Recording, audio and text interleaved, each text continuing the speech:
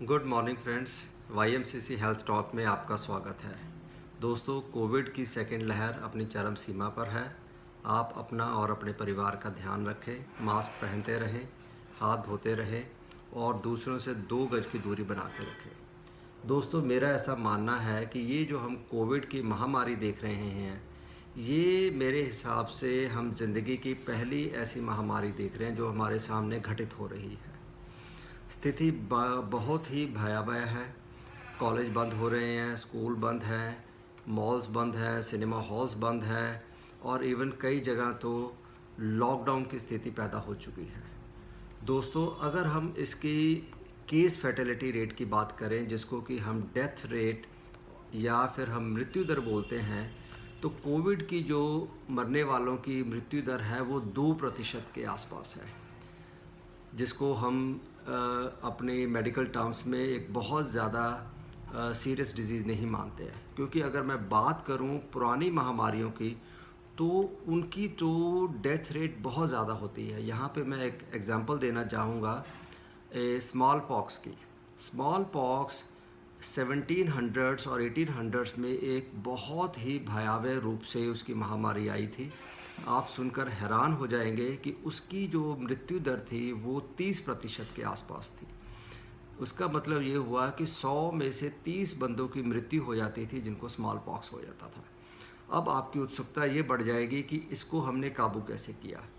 देखिए, उस बीमारी को भी हमने एक वैक्सीन के ही जरिए काबू किया था। ऑलमोस्ट 1700 के एंड में एडवर्ड जेनर नाम के एक साइंटिस्ट ने वैक्सीन निकाली जो स्मॉल पॉक्स में बहुत ही कारगर साबित हुई। WHO ने 1958 से लेके 1977 तक इसको एक मास लेवल पे एक वैक्सीनेशन प्रोग्राम बनाया, जैसे कि आज हमारे भारत में एक वैक्सीनेशन प्रोग्राम चल रहा है कोविड के अगेंस्ट। इससे भी 10-20 गुना ज़्यादा हर एक देश में वैक्सीन प्रोग्राम चलाया गया और आज की स्थिति में स्मॉल पॉक्स कहीं भी नज़र नहीं आती है।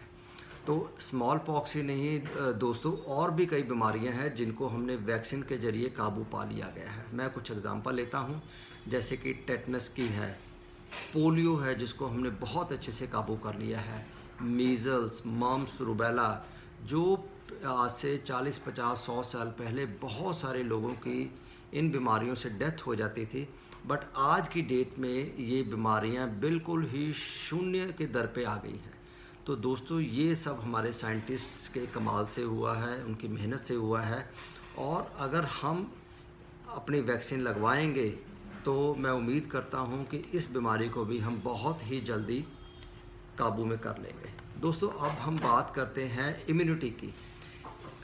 हमने देखा है कि जिन लोगों को कोई इन्फेक्शन हो जाती है, अगर हम कोविड की एग्जांपल लें, तो कोविड की जिन लोगों को इन्फेक्शन हो गई है, उन लोगों में कुछ तौर पर इम्यूनिटी डेवलप हो जाती है, यानी कि उन लोगों में एंटीबॉडीज़ जो हैं वो बन जाते हैं। वो एंटीबॉडीज़ अगर कोई री इन्फेक्शन होती है तो उसमें वो हेल्प करते हैं बीमारी से लड़ने में।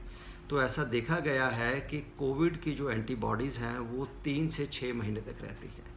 अब सवाल ये उठता है कि जिन लोगों को कोविड हो चुका है उनको कोविड वैक्सीन लगवानी चाहिए कि ना लगवाएं। ये इस बात का आज हमारा विशेष मुद्दा है।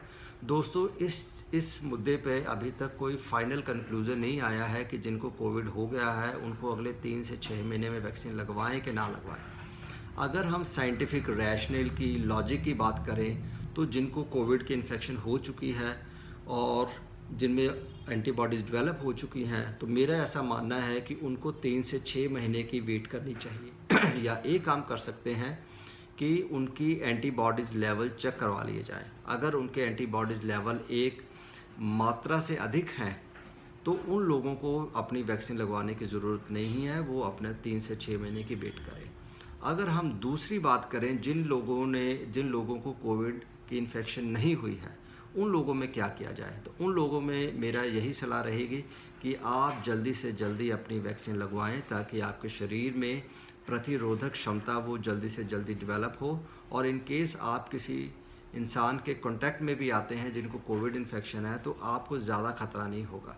बस एक चीज़ का ध्यान रखें कि जो आपकी अंडरलाइंग प्रॉब्लम है, जैसे कि किसी को डायबिटीज़ है, हाइपरटेंशन है, एस्थमा है और सीओपीडी है, कुछ रूमेटिक डिजीज़ हैं, कार्डिक डिजीज़ हैं, ऐसे लोग जो हैं वो अपनी अंडरलाइंग प्रॉब्लम को काबू में रखें। जब वो काबू में रहें तब दोस्तों आप अपनी वैक्सीन लगवाने के लिए जाएं। दोस्तों आज के लिए इतना ही। मैं उम्मीद करता हूँ कि आपको ये वीडियो अच्छा लगा होगा। आप इसको लाइक करें, शेयर करें और हमारे चैनल को सब्सक्राइब करें। इसके साथ ही मैं आपसे विदा लेता हूँ। जय हिंद, थैंक यू।